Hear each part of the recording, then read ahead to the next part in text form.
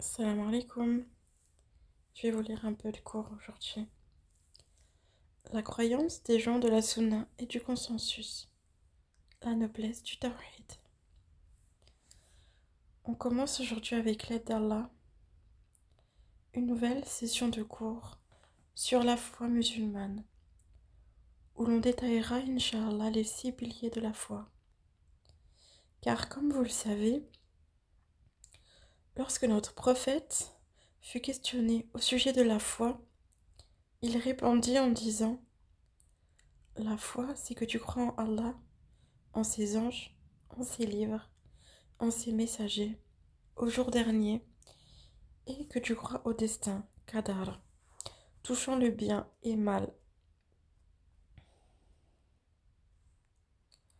Ce programme aura pour but de répondre à des questions essentielles que se posent un grand nombre de gens parmi les musulmans et les non-musulmans.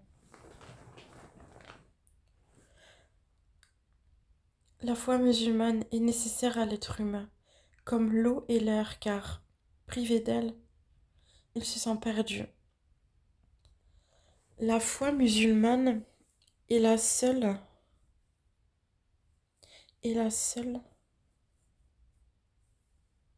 apte à répondre aux questions qui ont troublé l'esprit humain et, même de nos jours, le préoccupe sans cesse. D'où je suis venue? D'où vient cet univers? Qui l'a créé? Comment en est le créateur? Qui a créé le créateur? Quels sont ses noms? Pourquoi nous a-t-il créés ainsi que l'univers? Quel est notre rôle dans cet univers? Quelle est notre relation avec le créateur qui nous a créés? Existe-t-il un monde invisible? Existe-t-il d'autres créatures intelligentes à part l'être humain? Y a-t-il une autre vie après la mort? Si oui, comment sera-t-elle? Avec l'aide d'Allah, nous tenterons de répondre à toutes ces questions à travers ces cours qui, j'espère, seront bénis et utiles. Avant de commencer, je demande à Allah de me faciliter et je lui demande de faire en sorte que ces cours vous renforcent la foi afin que vous puissiez adorer Allah comme il se doit, sans avoir le moindre doute dans le cœur. D'ailleurs, si vous avez des doutes dans votre croyance, pas de panique. On va traiter le sujet de la croyance de telle sorte de ne pas vous laisser l'ombre d'un doute, Inch'Allah. Abu Huraira, qu'Allah soit satisfait de lui, a rapporté: des compagnons du prophète vinrent trouver ce dernier et lui dirent: nous avons des pensées dont nous n'osons pas parler. Avez-vous vraiment de telles pensées? Demanda le prophète. Oui, répondirent-ils. C'est la marque manifeste de votre foi, dit le prophète. La science de la croyance a plusieurs noms.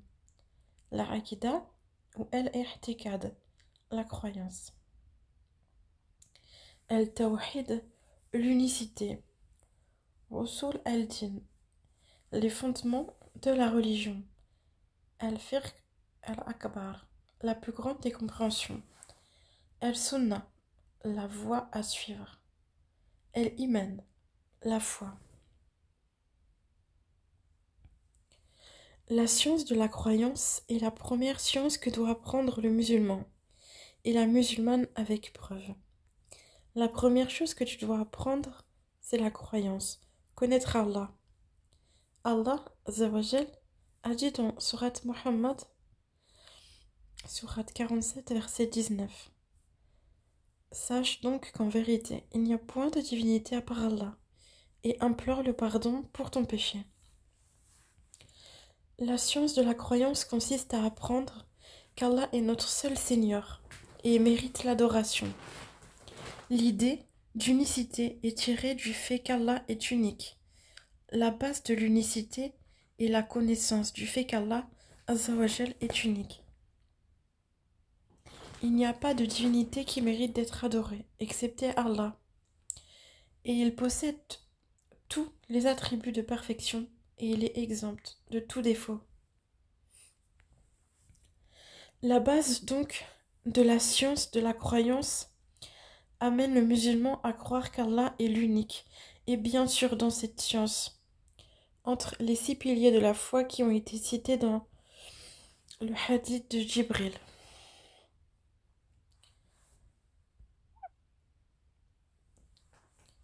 D'après Omar, radiyallahu anhu, qui a dit, pendant que nous étions un jour assis chez le prophète, apparut soudain parmi nous une certaine personne portant des habits d'une blancheur intense, ayant des cheveux d'une noirceur intense. Aucune trace d'un long voyage ne paraissait sur lui, et aucun parmi nous ne le connaissait. Il s'avança et s'assit près du prophète. Il appuya ses genoux contre les siens, posa la paume de ses 2 mains sur ses cuisses et dit: Mohammed, informe-moi sur l'islam. L'islam, dit le prophète, c'est que tu témoignes qu'il n'est pas de Dieu sinon Dieu, et que Mohammed est l'envoyé de Dieu, que tu célèbres la prière et que tu donnes l'aumône, zakat, que tu jeûnes le ramadan et que tu fasses le pèlerinage de la maison, si tu en as la possibilité. L'étranger dit: Tu as dit la vérité. Nous nous sommes alors étonnés de cette situation. Il le questionne puis il l'approuve. L'étranger: Informe-moi sur la foi, Imen. La foi, dit-il, c'est que tu crois en Dieu, en ses anges, en ses livres et en ses envoyés, au jour dernier, et que tu crois dans le décret, Qadar, qu'il s'agisse de son bien ou de son mal. L'étranger: Tu as dit la vérité, dit-il. Informe-moi sur l'excellence, ajouta-t-il, que tu adores Dieu comme si tu le voyais. Et si tu ne le vois pas, lui certes te voit, lui répondit le prophète. L'étranger: Informe-moi sur l'heure de la résurrection. Celui qui est interrogé n'en sait pas plus sur elle que celui qui interroge, lui répond-il. L'étranger: Informe-moi sur ces signes précurseurs.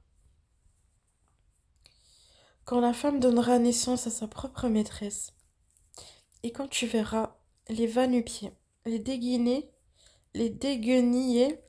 et les gueux, gardiens de bêtes, rivaliser dans l'élévation des constructions. Puis l'homme s'en alla. Je restai un bon bout de temps sans rien demander sur cette affaire. Puis l'envoyé de Dieu me dit: Sais-tu qui est venu m'interroger? Dieu et son envoyé le savent mieux que moi, lui dis-je. C'est l'ange Gabriel. Il est venu nous apprendre votre religion. Rapporté par Al-Qur'an. Ici, dans ce hadith, on voit l'islam et la foi qui sont cités en même temps. Et permettez-moi de vous en toucher un mot. Ce que vous allez entendre, c'est une règle. Cette règle dit: Al-Islam wal-Iman ida i... Attendez. Al-Islam wal-Iman ida ijtamara iftaraka wa ida iftaraka ijtamara. Dans un texte, lorsque vous trouvez le mot islam et le mot foi en même temps, chacun aura un sens propre, mais lorsqu'ils sont cités séparément, l'un signifie l'autre. C'est-à-dire que lorsque l'islam et la foi sont cités en même temps dans un même texte, c'est que l'islam signifie les actes apparents et la foi les actes cachés. D'ailleurs, quand les Bédouins de Bani Assad ont prétendu avoir la foi, Allah a dit dans Surat Al-Hujurat, Surat 49, verset 14. Les Bédouins ont dit: Nous avons la foi. Dit: Vous n'avez pas encore la foi. Dites plutôt: Nous nous sommes simplement soumis. car la foi n'a pas encore pénétré dans vos cœurs.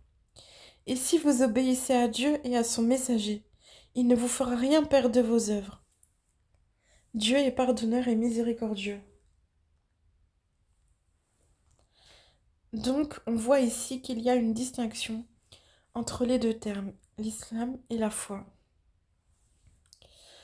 Et lorsque l'islam est cité seul, ce dernier signifie les deux, comme dans le verset où Allah dit dans sourate Al-Imran, sourate 3, verset 19, « Certes, la religion acceptée de Dieu, c'est l'islam. » La foi aussi, lorsqu'elle est citée seule, elle signifie les deux. Et quand elle est citée avec l'islam dans un texte, elle signifie les actes cachés. Les six piliers de la foi, croire en Allah, ses anges, etc. Donc la science du tawhid à la base est la science qui te permet de savoir qu'Allah est l'unique. Et la noblesse d'une science dépend de l'objet qu'elle vise à étudier. Et puisque la science du tawhid est l'étude d'Allah, cette science est donc la plus noble. Cette science consiste à connaître Allah et bien sûr, pour connaître Allah, il nous faut lire le Coran, qui est la sunna du prophète, en règle générale. Cette science est la plus noble des sciences. Les savants appellent cette science al-Fiqh al-Akbar, la plus grande connaissance. C'est la science la plus noble, car la noblesse d'une science dépend de l'objet qu'elle vise à étudier.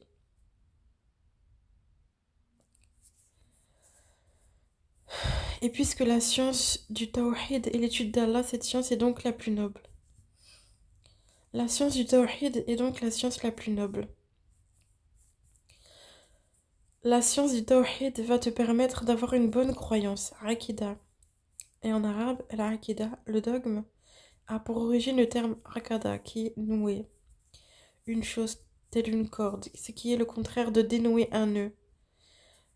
Rakada, dans le langage arabe, est synonyme d'obligation, d'affirmation et de ce qui est fiduciaire. C'est ce qui est solide. C'est-à-dire que si tu as une bonne aqida, tu ne douteras pas de ta religion et de ton Seigneur et de ton prophète. Les Arabes disent itakada pour signifier durcir et se consolider.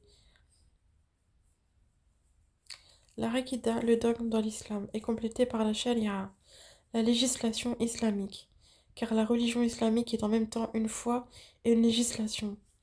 Cette dernière étant composée d'obligations pratiques, enseignées par l'islam dans le culte et la conduite, ce qui est la sunna du prophète. La aqida est basée sur 6 piliers de la foi. Croire en Allah, en sa seigneurie, en sa divinité, qu'il est le seul qui mérite d'être adoré, en ses noms et ses attributs, en ses anges. Nous croyons en ces anges, nous croyons qu'ils sont créés de lumière, que certains ont 2 ailes, d'autres 3, d'autres 4, d'autres 600, comme Jibril, qu'ils ne désobéissent pas à Allah. Nous croyons en tous ces anges, ceux dont nous connaissons le nom, comme Jibril, Mikaël, Israfil, Malik, l'ange de la mort, et ceux dont nous ne connaissons pas le nom, ses livres, ses prophètes et ses messagers.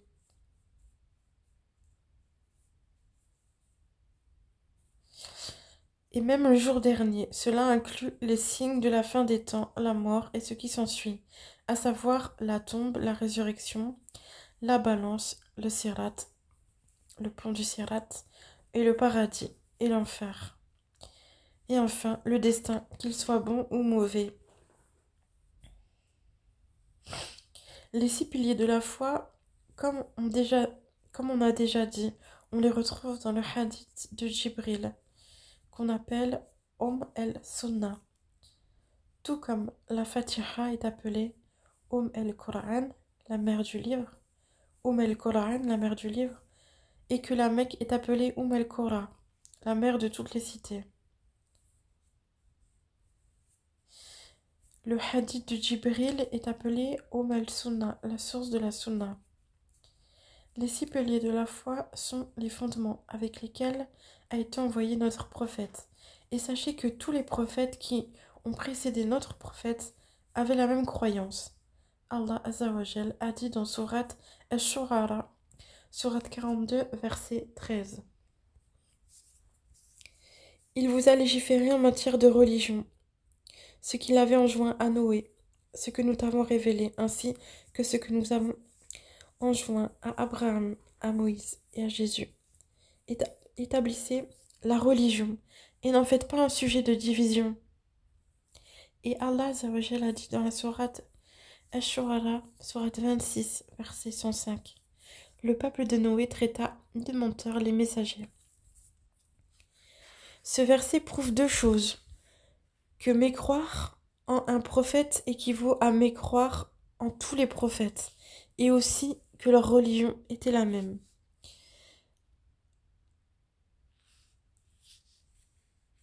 Allah Azza wa Jal a dit dans sourate Al-Imran, sourate 3, verset 19. Certes, la religion acceptée de Dieu, c'est l'islam. La religion a donc été la même pour tous les prophètes. Il est vrai que les législations peuvent être différentes, car un prophète peut avoir été envoyé avec une législation qui peut s'appliquer à un certain peuple et à une certaine époque, sans que cette législation ne puisse être appliquée dans un autre contexte. Mais concernant la croyance, elle est fixe et unique. Elle ne change jamais. Allah Azza wa Jal a dit dans sourate Al-Mahida, sourate 5, verset 48. À chacun de vous, nous vous avons assigné une législation et un plan à suivre. C'est-à-dire qu'au niveau des adorations, il a autorisé des choses pour certaines communautés qu'il n'a pas autorisé pour d'autres. La législation était donc différente. Mais sachez donc que la croyance El-Aqida a pour but de te faire connaître ton Créateur, afin de pouvoir l'adorer comme il se doit. Quand tu apprends la Aqida, tu sais qu'Allah te voit tout le temps, et qu'il a la science de toutes choses. Et de ce fait, tu fais naître en toi El-Murakaba, le sentiment du serviteur d'être surveillé.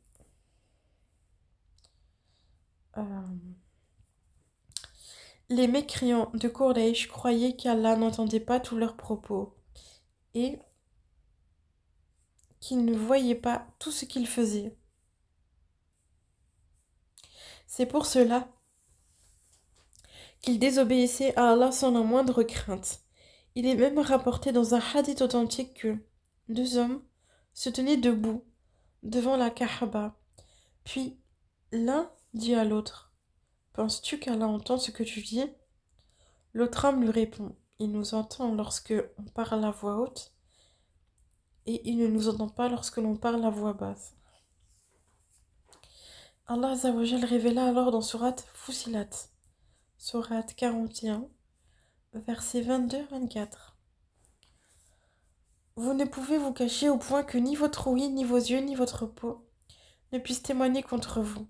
Mais vous pensiez que Dieu ne savait pas beaucoup de ce que vous faisiez. Et c'est cette pensée que vous avez eue de votre Seigneur qui vous a ruiné, de sorte que vous êtes devenus du nombre des perdants. S'ils endurent, le feu sera leur lieu de séjour. S'ils cherchent à s'excuser, ils ne seront pas excusés. Donc, le fait de ne pas connaître les noms et les attributs d'Allah fait que la personne se permet de faire des péchés. Comprenez que la science du tawhid, de la croyance, le fait de connaître Allah va faire naître en vous, Inch'Allah, la crainte d'Allah, le bon comportement, l'amour du bien. Le fait de connaître les anges vous donnera envie de chercher à leur ressembler. D'ailleurs, notre prophète, sallallahu alayhi wa sallam, que la paix soit sur lui, disait: ne vous rangez-vous pas comme le font les anges auprès de leur Dieu? La foi aux anges va te faire prendre conscience que tout ce que tu dis est écrit par les anges, que les anges sont témoins pour nous ou contre nous. Et donc ta foi aux anges améliorera ta relation avec Allah. Chaque pilier parmi les piliers de la foi est censé améliorer ta relation avec Allah. Le fait de croire en tous les livres te fait prendre conscience que la croyance qu'Allah exige de nous est unique, que ces livres sont là pour nous guider et que notre bonheur ici-bas et dans le-delà se trouve dans ce qu'Allah nous a rendu obligatoire et dans ce qu'il nous a interdit. Les livres qu'Allah a envoyés ont pour but de nous faire vivre le bonheur dans les deux mondes.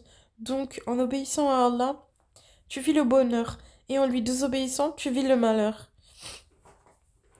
Et sache que tout ce que tu fais comme adoration, tu le fais pour toi, et que ces adorations ne rajoutent rien et ne diminuent en rien au royaume d'Allah. Ô mes serviteurs, si les premiers et les derniers d'entre vous, si les hommes et les djinns parmi vous avaient dans leur cœur toute la piété, taqwa, du plus pieux d'entre vous, cela n'ajouterait rien à mon royaume. En effet, l'obéissance de l'obéissant est utile à lui-même. Dieu, puissant et majestueux, ne tire pas avantage d'elle, car il est suffisamment riche pour se passer d'elle. Si les hommes et les djinns se trouvaient avoir le cœur le plus pieux d'un seul homme parmi eux, cela n'accroîtrait en rien le royaume de Dieu. Ô mes serviteurs, si les premiers et les derniers d'entre vous, si les hommes et les djinns parmi vous, avaient dans le cœur toute l'impiété, fujur, le plus impie, cela ne diminuerait en rien mon royaume. Donc je reviens à dire que la foi au livre d'Allah va te faire connaître de ce qu'Allah, Azzawajal, veut de nous, et comment parfaire notre croyance et notre comportement. Et pour ce qui est de la foi au livre, tu dois savoir que le dernier livre est le Coran, et que c'est le seul livre où Allah a dit dans Surat Al-Mahida: aujourd'hui j'ai parachevé pour vous votre religion, et accompli sur vous mon bienfait, et j'agrée l'islam comme religion pour vous. Surat 5, verset 3. Notre religion est complète.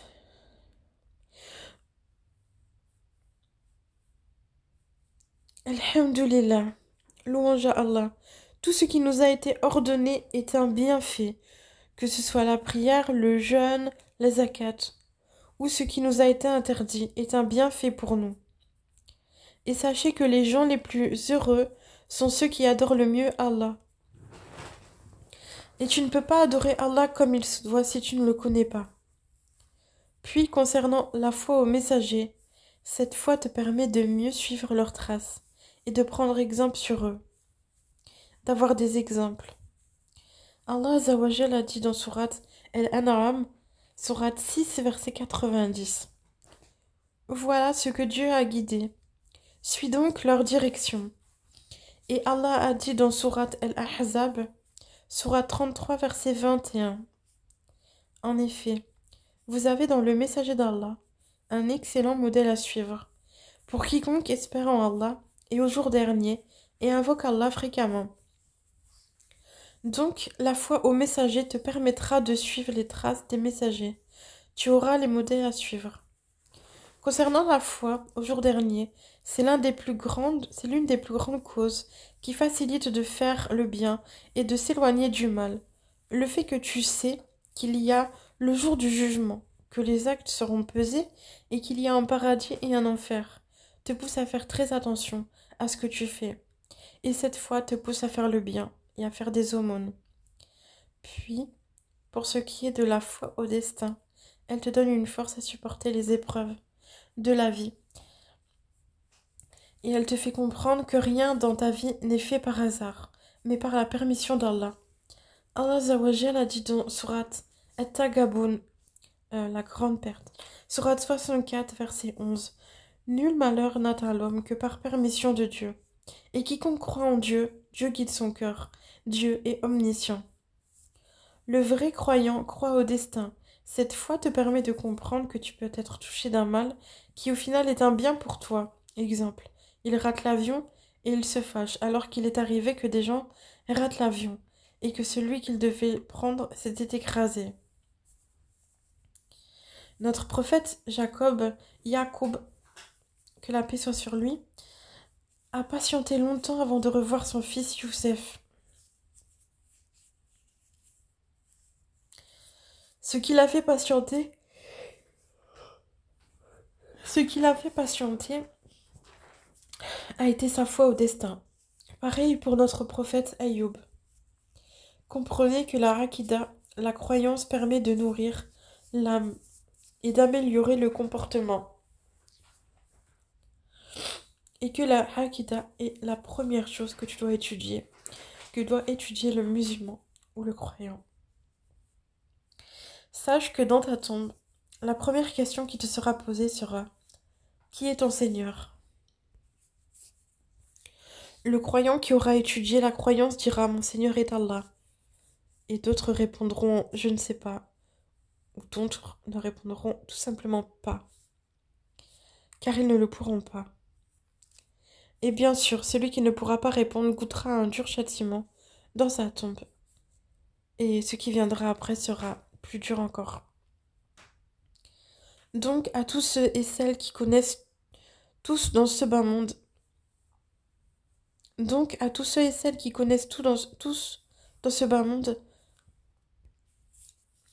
je parle ici de ceux qui connaissent toutes les stars, les joueurs de foot, les humoristes, les influenceurs, les politiciens, les marques de toutes les voitures, des téléphones, etc. et qui ne connaissent pas Allah. N'avez-vous pas honte? Ne savez-vous pas que la première chose que vous devez connaître, c'est Al-Tawhid, c'est de connaître votre Créateur? Tu dois connaître Allah, ta religion et ton prophète. Ce sont les 3 questions de la tombe. Qui est ton Seigneur? Le mécréant dira: je ne sais pas. Quelle est ta religion? Il dira: je ne sais pas. Subhanallah, tu savais avant de mourir. Comment se fait-il qu'aujourd'hui tu bugs? Qui est cet homme qui vous a été envoyé? Il dira encore: je ne sais pas. C'est alors qu'une voix se fera entendre du ciel parce qu'il a dénié l'islam. Préparez-lui une couche de l'enfer et ouvrez-lui une porte de cet enfer. Sa chaleur lui parviendra, ainsi que son souffle brûlant. Et sa tombe va se resserrer au point que ses côtes vont se briser, tous ses os vont se mélanger. Puis, un homme exhalant une mauvaise odeur, mal habillé et laid, viendra lui dire: réjouis-toi de ce qui va t'affliger. Voici ton jour qu'on te promettait. Il répondra: qui es-tu? Ton visage, et un visage de mauvais augure. Et il lui dira: je suis tes mauvaises œuvres. Et il dira alors: ô Allah, ne fais pas sonner l'heure du jugement. Il ne voudra pas voir l'heure du jugement, car ce qu'il a devant lui, dans sa tombe, est tellement effrayant qu'il n'ose même pas imaginer les souffrances de l'heure du jugement. Celui qui n'apprendra pas la croyance sera châtié dans sa tombe. La cause, son ignorance. Plus tu vas apprendre à connaître Allah, plus ton amour pour lui augmentera et plus tu lui obéiras. D'ailleurs, dans le hadith, lorsque 3 hommes sont venus demander aux femmes du prophète, sallallahu alayhi wa sallam, à propos de son culte, ses adorations, quand elles répondirent, ils l'ont considéré comme simple. Ils ont dit: où sommes-nous? Où sommes-nous du prophète? Allah lui a pardonné tous ses péchés, ce qui a été dans le passé et ce qui viendra dans le futur. L'un d'eux dit alors: quant à moi, je prie toute la nuit. L'autre dit: moi, je jeûne tous les jours. Le troisième dit: moi, je m'abstiens des femmes et je ne me marie jamais. Le messager d'Allah vint alors et leur dit: est-ce vous qui avez dit telle et telle chose? Par Allah, je crains Allah plus que vous, et je suis le plus pieux parmi vous. Mais je ne jeûne pas tous les jours. Je ne prie pas toutes les nuits. Je m'endors des nuits, et j'épouse les femmes. Celui qui refuse ma tradition ne m'appartient pas. Il a dit: je crains Allah plus que vous. Pourquoi? Pourquoi? Parce qu'il connaissait le mieux Allah. Donc, plus tu apprends à connaître Allah, plus tu le crains. Plus tu vas connaître Allah, plus tu vas l'aimer, plus tu vas l'adorer, Allah, plus tu vas te sentir serein et heureux dans ce bas monde et dans l'autre. Allah a dit dans Sourate An-Nahl, Sourate 16, verset 97. Quiconque, mâle ou femelle, fait une bonne œuvre tout en étant croyant, nous lui ferons vivre une bonne vie. Et Allah Azza wa Jalla a dit dans Sourate Taha, Sourate 20, verset 124. Et quiconque se détourne de mon rappel mènera certes une vie pleine de gêne. Et Allah Azzawajal a dit dans Sourate Az-Zukhruf, l'ornement, Sourate 43, verset 36. Et quiconque s'aveugle et s'écarte du rappel du tout miséricordieux, le Coran, nous lui désignons un diable qui devient son compagnon inséparable. Je vous rappelle qu'on a été créé pour un seul but. Allah a dit dans Sourate Al-Dariyat, Sourate 51, verset 56. Je n'ai créé les djinns et les hommes que pour qu'ils m'adorent. Et pour pouvoir adorer Allah comme il faut le connaître. Il faut apprendre le tawhid. Et apprendre le tawhid est le premier ordre dans le Coran. Allah Azzawajal a dit dans Sourate 2, verset 21. Sourate 2, c'est Sourate Al-Baqarah. Ô homme, adorez votre Seigneur qui vous a créé, vous et ceux que vous ont précédés. Ainsi atteindrez-vous à la piété. C'est le premier ordre dans le Coran, dans Sourate Al-Baqarah. Et bien sûr, pour la croyance, il nous faut apprendre la Aqidah de nos pieux prédécesseurs, c'est-à-dire la Aqidah du prophète, de ses compagnons et de ceux qui ont suivi leur méthodologie dans la compréhension. Allah Azzawajal a dit dans Sourate Al-Baqarah 2, verset 137. Alors, s'ils croient à cela même à quoi vous croyez, ils seront certainement sur la bonne voie. Et s'ils s'en détournent, ils seront certes dans le schisme. Alors, Dieu te suffira contre eux. Il est l'audient, l'omniscient. Inch'Allah, si Allah me donne encore un peu de vie, on va voir ensemble dans les prochains articles les détails des 6 piliers de la foi, en retournant à chaque fois au Coran et à la Sunna, avec la compréhension des salafs. Et il arrivera, Inch'Allah, que l'on parle dans cette série de certaines mauvaises croyances adoptées par les innovateurs ou les hypocrites, afin d'y répondre et d'enseigner le vrai aux gens. Et Dieu est le plus savant. Voilà, j'espère que ces petits articles vous ont plu. Je vous souhaite une bonne journée. Barakallahu fik. Qu'Allah veille sur vous. Salam.